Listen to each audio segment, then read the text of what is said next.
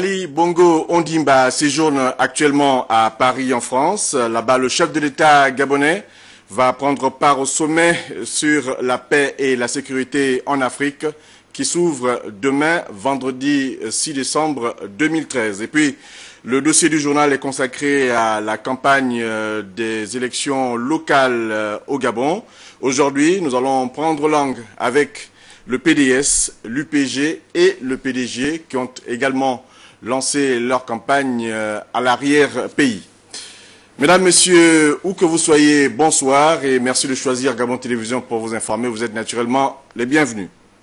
Nous vous l'annoncions à l'instant, Ali Bongo Ondimba séjourne actuellement à Paris en France. Là-bas, le chef de l'État va prendre part au sommet sur la paix et la sécurité en Afrique qui s'ouvre demain. Il faut dire que le chef de l'État a été accueilli à sa descente d'avion à Paris par des autorités françaises, mais également la mission diplomatique du Gabon en France. Le compte rendu du Bienvenu Miko, Joël Mbumba. En ce début de soirée, le mercure atteint les 3 degrés Celsius de température ambiante. Sur le tarmac de l'aéroport Paris-Le Bourget, l'avion présidentiel gabonais se pose. À son bord, le président de la République, chef de l'État. Ali Bongo Ondimba est accueilli par les autorités françaises et les responsables de la mission diplomatique du Gabon. En terre française, le numéro 1 du pays prend part au sommet de l'Élysée pour la paix et la sécurité en Afrique.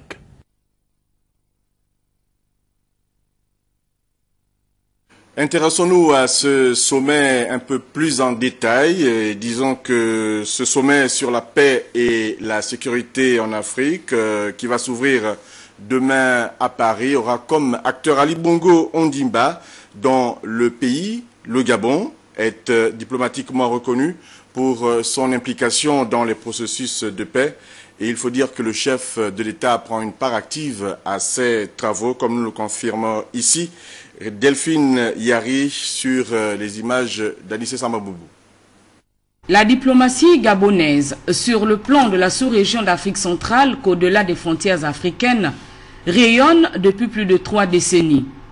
Les bases jetées et les actions menées par feu Omar Bongo Ondimba, faisant parler du Gabon à travers le monde, restent gravées dans nos mémoires. Un dynamisme diplomatique qui s'est souvent opéré lorsqu'il s'agit de traiter des questions de paix. L'œuvre de notre pays en faveur de la cessation du conflit centrafricain en est une preuve pratique. À la suite du défunt président, le chef de l'État fait de la pacification de notre sous-région une des priorités d'action diplomatique. Ali Bongo Ondimba est présent sur toutes les tribunes où paix et sécurité alimentent les débats. Et considérons que les guerres, comme le dit Prem Rawat, naissent dans l'esprit des hommes. C'est à partir du cœur des êtres humains que doit naître la paix. En conséquence, le conclave de l'Élysée peut être perçu comme une prise de conscience collective qui devra aboutir à des résolutions fortes conduisant à une armistice générale en Afrique. Ali Bongo Ondimba, dont le pays est impliqué dans la résolution du conflit en République centrafricaine, aura sans aucun doute les mots justes au regard de l'impératif d'un retour à la paix dans ce pays frère. Des mots justes et qui viendront appuyer l'action concrète menée par le Gabon pour la sécurisation de la Centrafrique avec, d'une part, l'un des contingents les plus importants dans la force militaire Mikopax à Bangui et d'autre part, les nombreuses rencontres à Libreville des chefs d'État de la sous-région pour la paix en Centrafrique. Récemment encore, le sujet a été au centre des discussions entre le ministre français de la Défense et Ali Bongo Ondimba. L'implication du président de la République dans les pourparlers de paix est donc visible et sa présence au sommet de l'Élysée vaut réellement son pesant d'or. En séjour à Paris, le président de la République a reçu en audience le chef de l'État togolais. Il faut dire que les deux personnalités ont discuté des questions d'intérêt commun. La rencontre de Paris a eu lieu ce matin au cabinet de travail du chef de l'État gabonais. Juvenal Mbumba, bienvenue Minko. Cet entretien est le premier du chef de l'État en France. Avec le président de la République du Togo, les questions d'intérêt commun ont constitué la trame des échanges. L'audience de Paris est surtout l'expression de l'amitié qui lie les deux personnalités au-delà des peuples gabonais et togolais.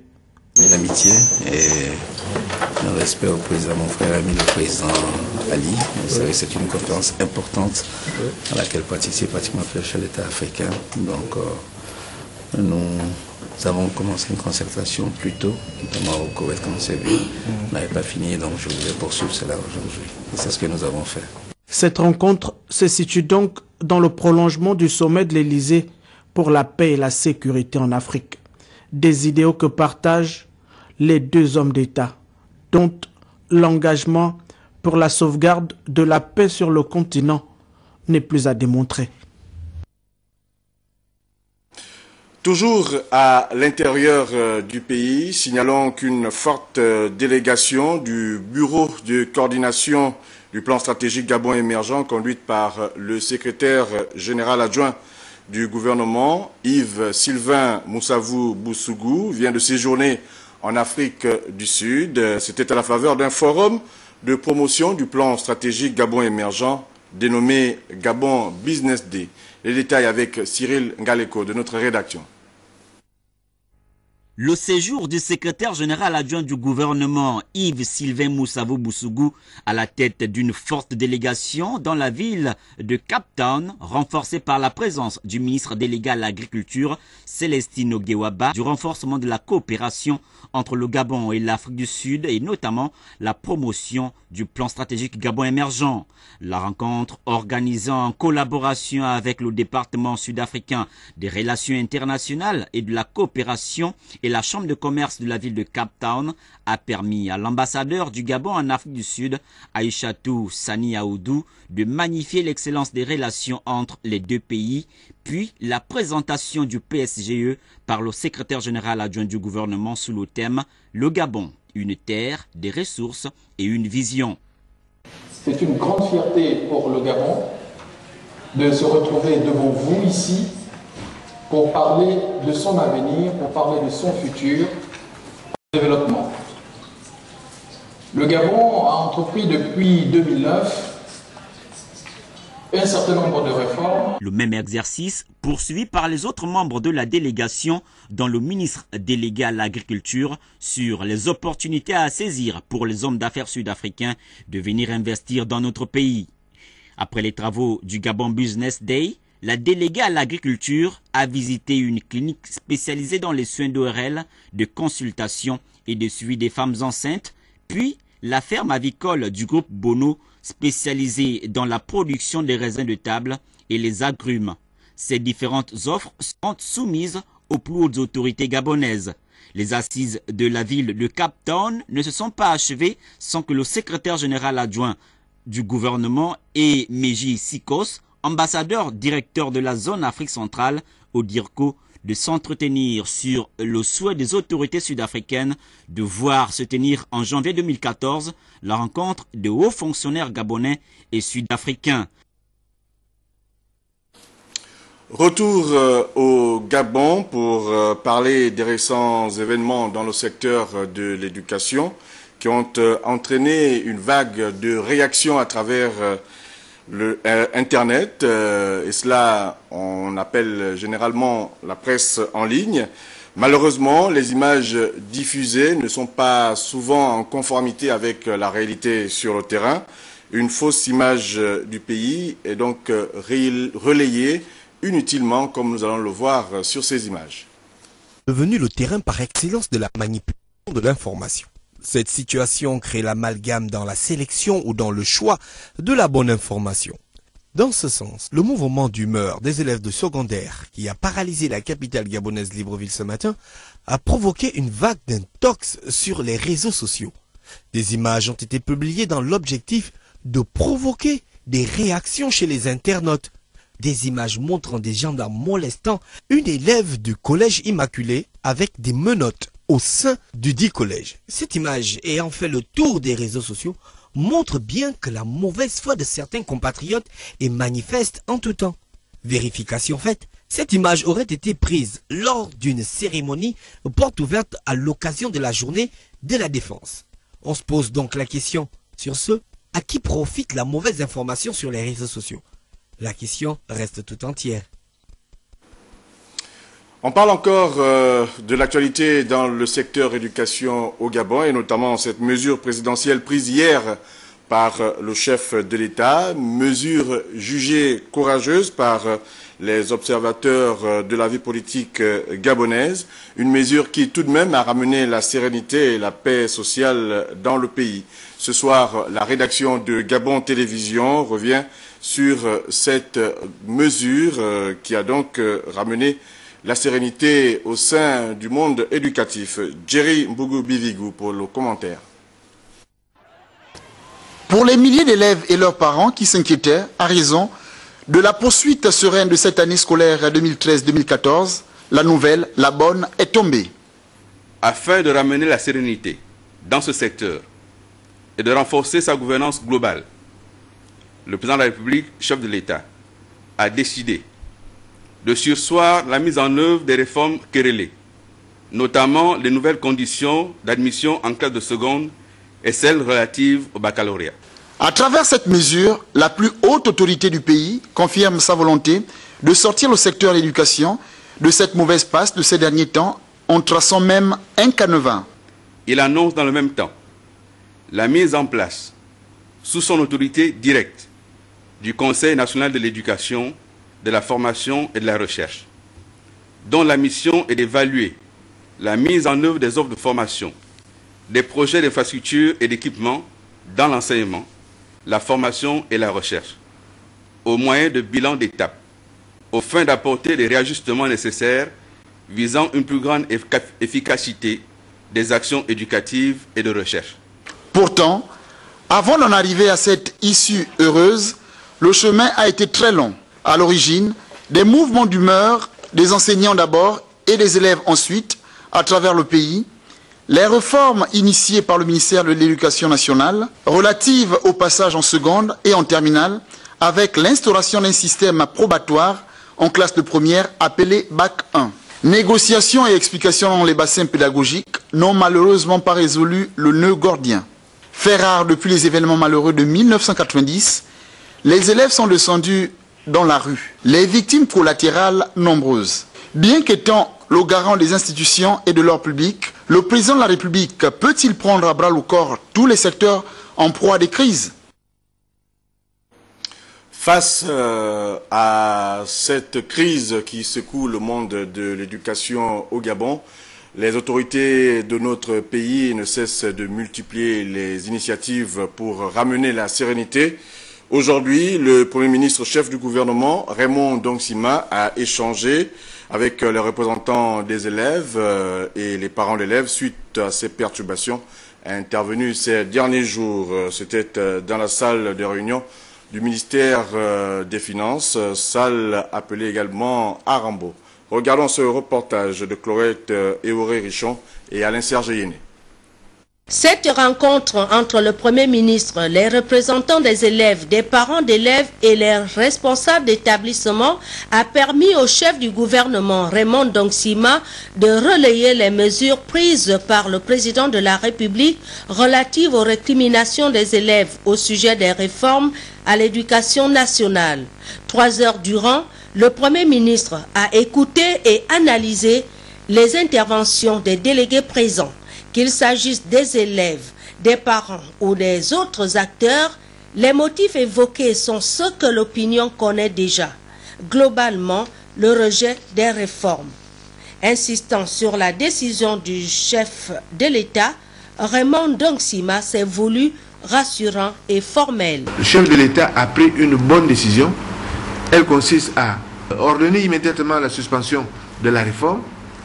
Ensuite, demander la mise en place d'une commission qui va se charger d'examiner réellement le contenu et le contour d'une réforme. Et ça suppose que les enseignants ou les conseillers pédagogiques ou les conseillers en orientation qui jusqu'à présent n'avaient pas suffisamment peut-être réagi, que eux aussi aient le temps de structurer leurs réactions, de se préparer à donner ces réactions-là comme sous la forme de contribution à l'analyse qui va être faite pour que globalement nous nous mettions d'accord sur la meilleure façon de surmonter la crise qui est apparue.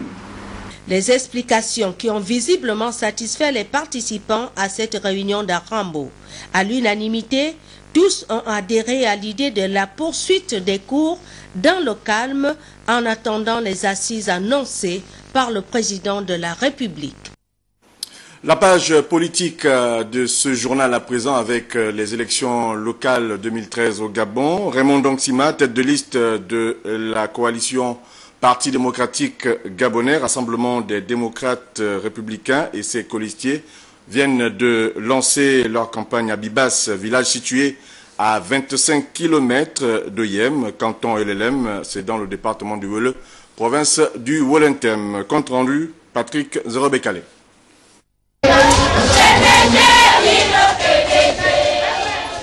Tête de liste PDG, RDR, Rassemblement des démocrates républicains, au scrutin local du 14 décembre prochain dans le département du Wolo, province du Wolentem, Raymond Dongsima et ses colistiers ont lancé leur campagne à Bibas, village situé à 25 km de Yem dans le canton LLM.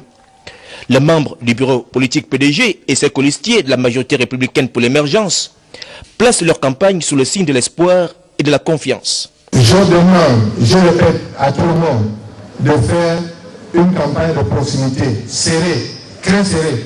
Ne laissez personne. Rapprochez-vous de tous les électeurs. Vous connaissez les électeurs maintenant. Leurs photos sont affichées. Donc ce n'est pas la peine de discuter les midi à 14h. Vous connaissez les électeurs. Rapprochez-vous d'eux. Allez discuter avec eux. Allez les voir. Essayez de les convaincre. C'est comme ça que nous obtiendrons le maximum de voix. Dans un scrutin proportionnel où il s'agira de rallier le maximum de suffrages sur sa liste pour intégrer le futur bureau de l'Assemblée départementale et le Conseil, conseillers qui devront à leur tour procéder à l'élection des sénateurs, le PDG et son allié de la majorité jouent à fond la carte de la proximité pour limiter, dit-on, les chances de leurs principaux challengeurs issus de la majorité et de l'opposition.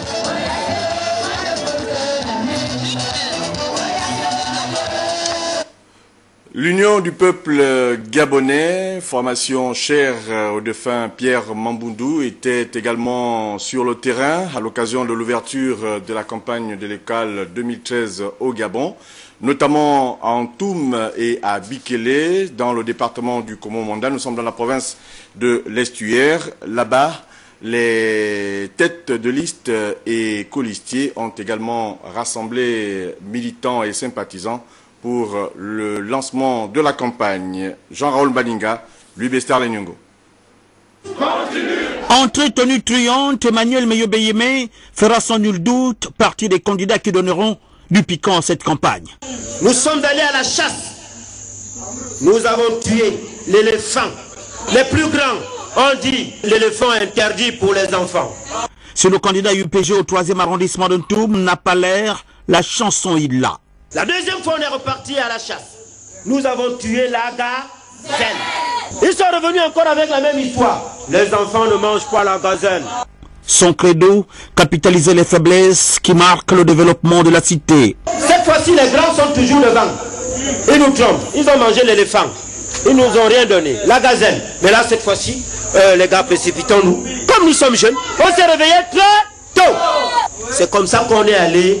On a trouvé le Koumi Andon, un des enfants très courageux, est sorti du groupe pour dire grand, on en a marre. Vous avez mangé l'éléphant, vous n'avez pas pensé aux enfants. Vous avez mangé la gazelle, mais ce n'est pas le rap palmiste que vous allez partager. Le rap palmiste, c'est la mairie. Le candidat UPG prône une nouvelle façon de gérer. Aujourd'hui, nous avons le rap palmiste. Les amis, mes frères, mes sœurs, mangeons notre rap palmiste et ensemble et oublions les grands. Ils vont les atouts de son programme. Quand nous allons gagner la mairie, croyez-moi, le budget qui sera octroyé à la mairie sera tout simplement connu par tout le monde. Si vous n'avez pas tout fait, eh bien, laissez les autres faire le reste. La délégation de l'UPG au 3e arrondissement a été installée par Diengui d'Oliver, secrétaire politique de l'Union du peuple gabonais, avec un objectif ratissé large. Anjolé, province du Moyen-Ogoué, c'est par une rencontre politique que les militants du Parti démocratique gabonais se sont réunis autour de Denise Kamene, responsable politique donc de la localité. Nous allons donc regarder pour ce lancement de campagne ce reportage. Commune d'Anjolé, dans une salle bien remplie, les femmes des 9 quartiers que compte la commune répondent ici à l'appel d'une autre femme, elle aussi native de la localité. Il s'agit du membre du comité permanent du bureau politique PDG, par ailleurs élu local, Denise Kamene. À l'ordre du jour de cette rencontre, des questions liées au développement du département de la Banga-Bigné. Toutes les communautés sont représentées. C'est un message de développement qui passe par la femme, gardienne des valeurs de travail et d'unité. Et les femmes ici présentes l'ont bien compris. Au niveau de la famille, la femme est très importante. Sans la femme, je ne vois pas ce qui peut marcher s'il n'y a pas une femme au milieu de tout ce qu'on peut faire. Occasion pour l'élu local de présenter la liste des candidats du parti au local. Et sur cette liste, la femme du département est fortement représentée. Je me souviens que lors du passage du chef d'État à l'Assemblée nationale, il avait dit qu'il allait demander qu'il y ait 30% de femmes à la sélection locale. Et nous, ce n'était pas 30%, mais nous avons essayé de faire pousser les femmes, ce qui fait que cette fois sur notre liste, il y en a. C'est pas tout à fait ça, ce n'est pas assez, mais c'est déjà un point de départ, c'est déjà un bon départ. Denise Kamene appelle toutes les femmes à la mobilisation. La campagne va être assez rude. Vous savez, ici dans la commune de Djolé, nous avons en face de nous 4 listes. C'était un message de sensibilisation. Vous savez, les femmes suivent le PDG. La mobilisation des femmes fait toujours gagner les élections au PDG. Donc c'est à ce titre que nous sommes venus d'abord nous adresser aux femmes. En fait, c'est un processus. Nous commençons aujourd'hui par les femmes, ensuite nous plantons les jeunes et les autres militants. Le développement du département ici est une priorité. Et vers cette priorité, les femmes ici réunies convergent désormais. Dans le 4e arrondissement à Libreville, c'est à travers une opération Retroussons les manches au quartier Plein Niger que le Parti démocrate socialiste a donc lancé sa campagne. Selon donc la tête de liste de cette formation politique de l'opposition, il faut assainir l'environnement pour être notamment détenteur de bons résultats. Stevie Oyan Mesui, Joseph Biogué. Likwala, Akebe, Glace, Toulon, London, voici entre autres quartiers du 4e arrondissement qui vont vivre au rythme de la campagne des locales ouvertes officiellement depuis ce mercredi sur toute l'étendue du territoire national. Le PDS, Parti pour le développement et la solidarité du 4e arrondissement, qui lui fait sa première sortie ce jeudi, l'entame avec des actions sociales. Mais pourquoi? C'est notre manière de jouer la campagne. C'est parce que c'est notre arrondissement, ce sont des zones désenclavées. Donc il faut que nous fassions le curage de ces fosses.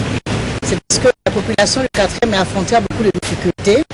Surtout quand il y a des inondations, il y a des moustiques. Donc nous avons choisi Au-delà du curage des caniveaux, du nettoyage de la plage, les candidats PDS du 4e arrondissement envisagent aussi Au cours de cette campagne, organiser d'autres activités telles que la distribution des moustiquaires imprégnés aux nécessiteux du 4e arrondissement et la réparation des ponts privés et publics du dit arrondissement. La tête de liste PDS du 4e arrondissement, Sino Wolbert Claude Hervé, et son directeur de campagne promettent du meilleur, du bonheur et de la joie aux populations du 4e arrondissement au lendemain du 14 décembre prochain s'ils sont élus. Afin de garantir le respect des principes d'équité dans le traitement de l'information à l'occasion de la campagne électorale pour le renouvellement des conseils municipaux et départementaux, la Direction générale de Gabon Télévision invite les candidats, les partis et regroupements politiques engagés dans ces élections à transmettre aux services compétents des actualités télévisées de Gabon Télévision leur programme d'activité de campagne. Ces programmes serviront donc de base d'information pour une meilleure planification de la couverture médiatique de la campagne par Gabon Télévision. Dans le cadre justement de ces locales 2013, le président de la CENAP pour la province de Langounié, Alfred Giabanda, vient de tenir une rencontre avec les représentants des démembrements départementaux de la CENAP, les représentants des partis politiques de la majorité, de l'opposition et des indépendants. Cette rencontre, il faut le dire, s'est tenue en présence du gouverneur de la province de Langounié et portée essentiellement sur les droits et devoirs de chaque candidat. Cabrel Guilin Lemami, Serge Nzingi Mabila. Le temps de la campagne électorale des locales 2013 a été donné à Mouila dans la province de Langounié par cette réunion de la Sénat provinciale qui a réuni le président Alfred Giabanda, le gouverneur de Langounié Michel Mougiama, les représentants des démembrements départementaux de la Sénat, les représentants des partis politiques de la majorité, de l'opposition et des indépendants. La rencontre a mis l'accent sur les droits et les devoirs que chaque candidat doit adopter pendant la campagne, le jour du scrutin et après le vote du 14 décembre prochain. Le pays a évolué, les mentalités doivent également évoluer. En fait, il était question de faire un peu le tour, n'est-ce pas, de l'esprit qui devait, n'est-ce pas, animer les acteurs politiques de la province. La deuxième chose qui me paraît la plus importante, c'est de voir comment ces élections vont se dérouler grâce au nouveau système sur la biométrie. L'élection dans le contexte démocratique qui est celui du Gabon est une question de débat d'idées. Pendant plusieurs heures d'horloge, le président provincial de la CENAP s'est livré à cet exercice à caractère pédagogique visant à préserver notre jeune démocratie. La province de Langounié est déjà sortie, et depuis longtemps, du précambrien politique. Ils sont déjà sortis des comportements soviéto-albanais. Et je les ai exhortés à continuer à affermir et raffermir la démocratie dans cette province. Un homme politique, par définition, doit être un modèle. Les jeunes doivent s'inspirer, se référer à lui. Les participants à cette réunion de la salle polyvalente de Mouila se sont séparés sur une note de satisfaction partagée. Tous et chacun ont promis de mener une campagne sereine, calme et républicaine dans la province d'Angounié. Dans l'actualité également, le lancement de l'opération d'enrôlement au passeport électronique à la DGDI. Objectif donc de la présente opération, répondre aux besoins de sécurité. Jean-François Ndongou, le ministre de l'Intérieur, a donc procédé au lancement de cette mise en place du passeport biométrique. Cherel Bongota, Victor Mondunga. Après l'enrôlement pour une liste électorale biométrique, c'est aujourd'hui l'enrôlement pour un passeport électronique. L'objectif du gouvernement de la République, atteindre les normes de sécurité les plus exigeantes. La présence du ministre de l'Intérieur, Jean-François Ndongou, qui était accompagné de son délégué à la Direction générale de la documentation et de l'immigration, lance officiellement l'opération d'enrôlement. Depuis un moment donné, le président Bourek a instruit au gouvernement de mettre en place des projets tendant à fiabiliser l'ensemble des documents que la République gabonaise délivre aussi bien aux citoyens gabonais qu'à tous les autres citoyens qui résident sur notre territoire. Le passeport que nous allons délivrer va être beaucoup plus en plus fiabilisé avec une puce à l'intérieur pour identifier les détenteurs de passeports. C'est un document de voyage important. Il faut qu'on se rassure que celui qui porte ce document a bien la nationalité gabonaise. La Direction générale de la documentation et de l'immigration dispose là d'un système qui intègre nos spécificités et garantit une réversibilité essentielle, par lequel totalement souveraine en termes de sécurité et de fiabilité. Ce système, comme on disait, hyper sécurisé. Par rapport à l'ancien passeport, donc nous avions sur l'ancien passeport déjà la biométrie. Nous intégrons sur ce passeport une puce électronique. Avantage d'une puce électronique, c'est qu'elle ne peut être personnalisée qu'une fois. Donc nous, on l'est personnalisée. Pour pouvoir l'innover, il faut quasiment la griller dans un écran. Autre chose, le problème de ce passeport décrit un peu l'histoire, l'histoire du Gabon, l'évolution. Là, actuellement, on a pris en compte, je dirais, tous les piliers du Gabon émergent, Gabon vert, Gabon des services, le Gabon bleu.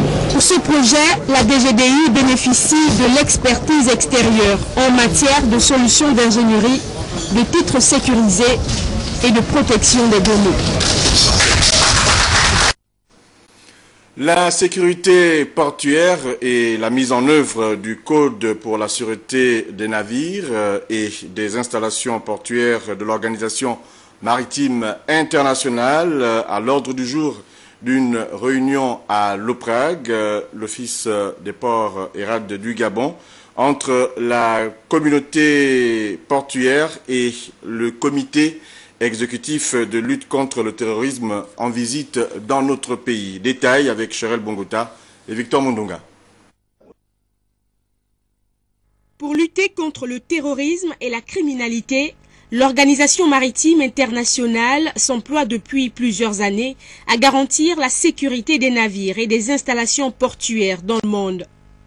Sa présence à Libreville trouve tout son sens avec cette réunion à la direction générale de l'Office des ports et rades du Gabon pour comprendre ce qui se fait au Gabon dans ce secteur. Donc nous, on fait partie de la mission CITED, la comité exécutif contre le terrorisme de l'ONU.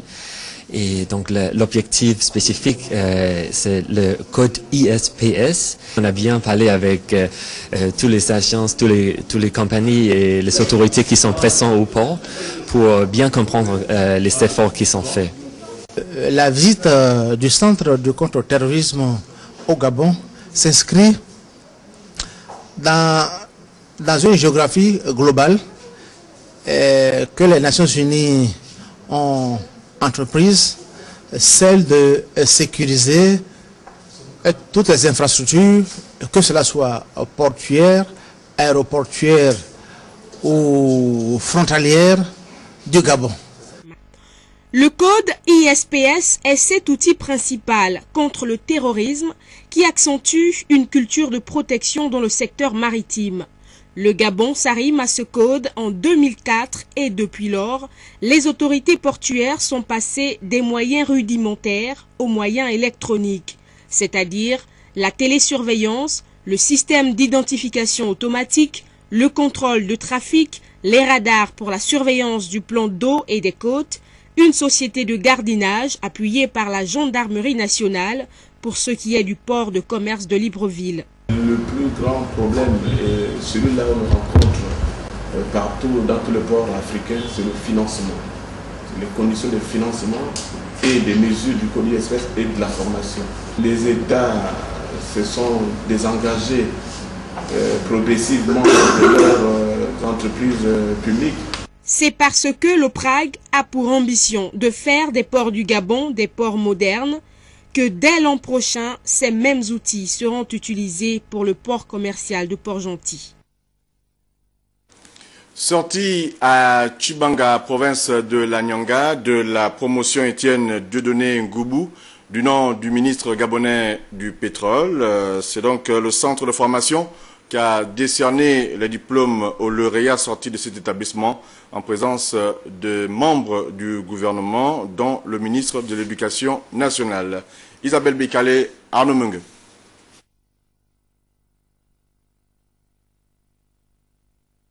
À l'issue de 6 mois de formation dans les filières électricité bâtiment, menuiserie, ébénisterie et mécanique automobile, les jeunes apprenants de la promotion Étienne Dieudonné Ngoubou ont reçu leur parchemin. Leur fierté est visible au regard de l'auguste assemblée qui a fait le déplacement de Tchibanga pour authentifier leur parcours. Le statut de niveau ouvrier qualifié que leur confère le temps de formation reçu et ici récemment par le gouvernement a honoré les officiels et les parents invités à les encourager à l'occasion de cette cérémonie. Le département en charge de la formation professionnelle ne peut que se réjouir de l'initiative prise par les populations de la Basse-Banio et particulièrement par ses représentants locaux pour la mise sur pied du programme de renforcement des capacités d'insertion professionnelle des jeunes. Ce projet, qui a été appuyé par le ministère du Pétrole, de l'Énergie et des Ressources hydrauliques, a été financé par la société Perenco, à qui nous exprimons notre gratitude pour l'intérêt manifesté pour les jeunes dans le cadre du Fonds de développement des communautés locales. C'est une initiative sans précédent qui mériterait d'être poursuivie. Les récipiendaires, premiers bénéficiaires de cette formation, devraient prétendre à un emploi imminent. C'est ici un autre motif de satisfaction. Notre formation s'inscrit dans la logique du projet de société, l'avenir en confiance. De son Excellence, Monsieur le Président de la République, chef de l'État, Ali Bongo Ondimba, à travers les 3 piliers, Gabon vert, Gabon de service et Gabon industriel. Monsieur le ministre, notre promotion s'engage à vous faire honneur et à devenir un modèle sur le terrain dans un monde du travail qui exige la compétition et le mérite d'une meilleure intégration sociale. Créé en 1979, le centre accueille des jeunes après les cours en établissement et des stages en entreprise pour allier pratique et théorie. Selon le directeur, la méthodologie et les modules ont ainsi eu le mérite de renforcer le capital de connaissances des 15 diplômés. Après Bifoun et Ndjolé, Lambaréné dans la province du Moyen-Ogooué a constitué la dernière étape du périple du ministre de la Santé, professeur Léon Zouba, à l'occasion donc de la célébration de la journée internationale de lutte contre le VIH-Sida, occasion pour le patron donc de la santé dans notre pays de visiter certaines structures hospitalières de la localité et de réceptionner de nouveaux équipements. Les détails avec Gabriel Guilain-Lemami et Richard Mobiwa. Lambaréné, capitale provinciale du Moyen-Ogooué, a constitué l'ultime étape du séjour du ministre de la Santé et son délégué. Sous mandat du chef de l'État, Ali Bongo Ondimba, le ministre de la Santé, professeur Léon Zouba, est allé réceptionner tour à tour les équipements techniques et les nouvelles structures du centre hospitalier universitaire de Lambaréné et de l'hôpital Albert Schweitzer, qui devront contribuer à l'amélioration des conditions de travail du personnel de santé et de vie pour les malades. La meilleure prise en charge du malade, c'est 2 points essentiels, c'est l'accueil et la propreté. Un malade, lorsqu'il est bien accueilli, lorsqu'il est dans une structure propre, à partir de là, il est rassuré et les soins, et avec ses outils de travail, la structure, l'équipement, la mobilité, je crois quand même nous venons des résultats très favorables dans ce CHU en complémentarité avec l'hôpital Schweitzer. Aussi, le ministre de la Santé est allé constater l'avancement des travaux de la future école de santé de Lambaréné, dotée des infrastructures modernes dont l'ouverture est imminente. Enfin, le ministre de la Santé, professeur Léon Zouba, a eu une séance de travail avec les responsables de la localité, dont le gouverneur de la province du Moyen-Ogooué. Ce 1er 2 décembre, revenez aux provinces, la province du Moyen-Ogooué de nous accueillir et coïncider ainsi avec la journée mondiale de lutte contre le sida.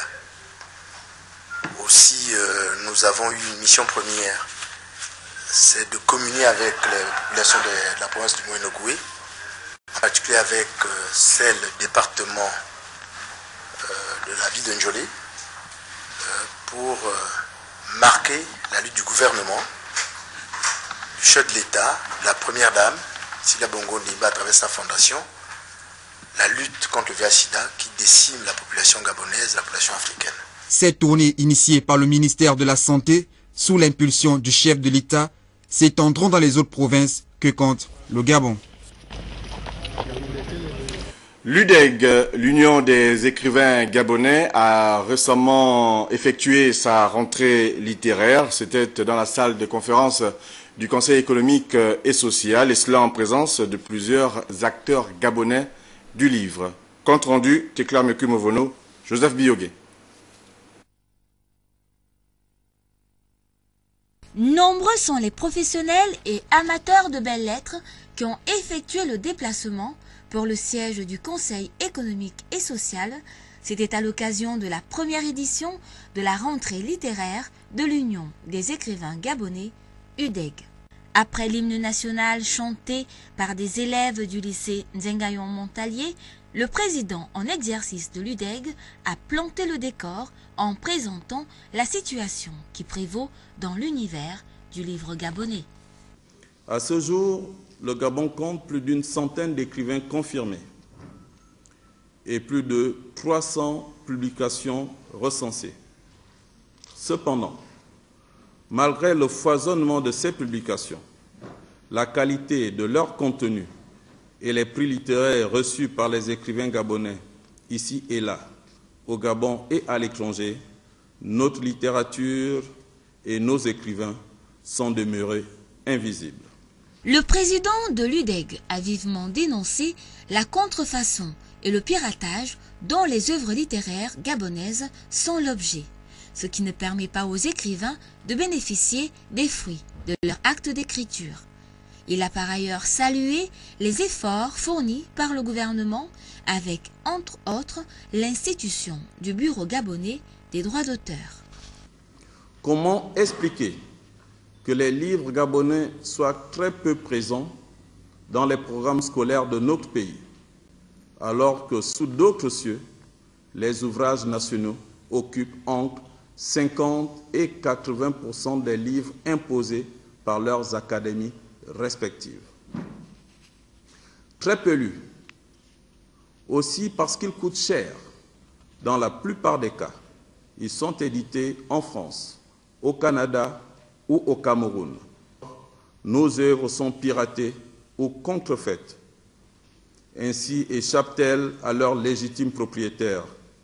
À noter enfin que l'UDEG réunit l'essentiel des écrivains gabonais et quelques enseignants, journalistes et des éditeurs. Son objectif étant de privilégier la littérature francophone en général et la littérature gabonaise en particulier qu'elle entend défendre et ventiler.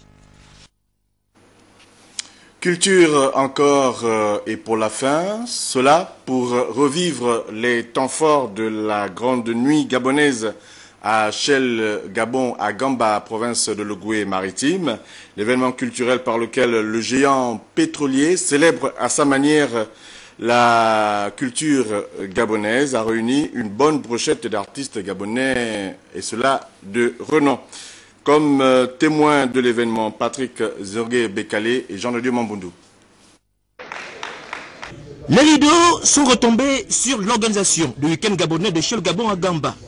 Point d'orgue de cette manifestation sportive et culturelle, la grande nuit gabonaise. Elle fut ponctuée par la remise des trophées aux vainqueurs nigérians et à son dauphin gabonais du tournoi de football inter-nation baptisé Coupe du Monde Shell Gabon 2013, la dégustation de mets gabonais, dont ce somptueux gâteau aux couleurs tricolores, découpé par le couple Godson Djokou et ses convives, dont la mairesse de Gamba, puis le must avec cette prestation de qualité d'artistes gabonais de renom.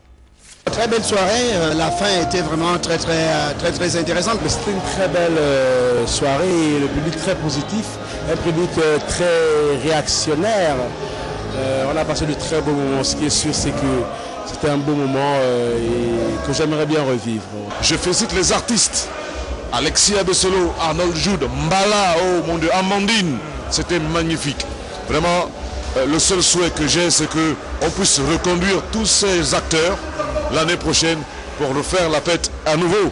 Armel Mepui en gospel, Amandine, Alexia Bessolo, Arnold Jude en tradi moderne, le cirque de l'Équateur et le répertoire très éclectique du groupe Mbala.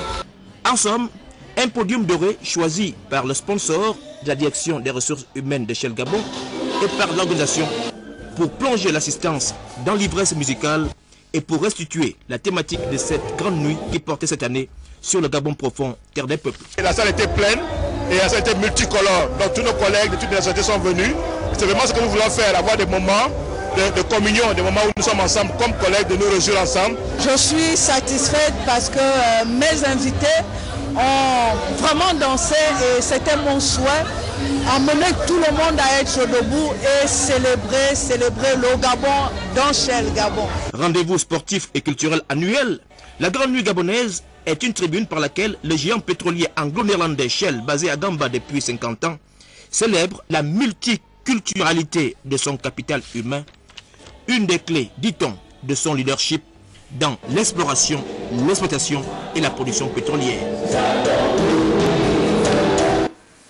La multiculturalité africaine également présente sur ce plateau avec l'artiste Guy Christ Israël qui nous vient de Côte d'Ivoire, artiste gospel, en prestation donc demain dans la capitale gabonaise. Bonsoir. Bonsoir monsieur. Quel est le message que vous apportez au moment donc où vous foulez le sol gabonais?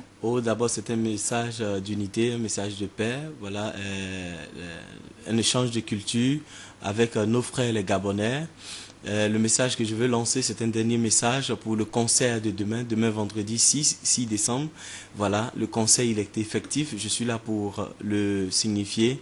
Demain, à partir de 18 h au cinéma Le Como, tu viens, tu prends ton ticket, droit d'entrée, 10 000 francs et puis 5 000 francs standard pour un temps de louange et d'adoration qui prône l'unité et puis la réunification du corps du Christ. Voilà.